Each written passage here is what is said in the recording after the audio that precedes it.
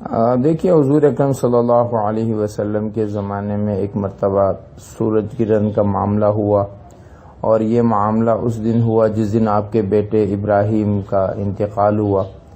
تو لوگوں نے کہا کہ دیکھو سورج بھی حضور صلی اللہ علیہ وسلم کی بے اولاد کے انتقال پہ غمگین ہے۔ تو آپ علیہ السلام تشریف لائے، آپ نے نماز پڑھائی اور فرمایا کہ یہ جو ان الشمس والقمر آیتین من آیات اللہ،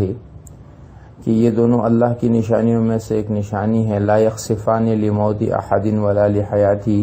کسی کے جینے کسی کے مرنے پر یہ ان کو گرہن نہیں لگتا، بلکہ یہ تو اللہ کے حکم پر ایک اللہ کی نشانیاں ہیں۔ تو جب تم ایسا کچھ دیکھو تو تم اللہ کی طرف متوجہ ہو جاؤ۔ یہ جتنے بھی اعمال ہمارے ہاں ہیں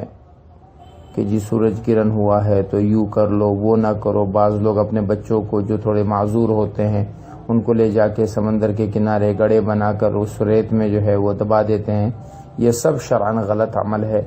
شریعت میں اس کا کوئی ثبوت نہیں ہے۔ یا تو یہ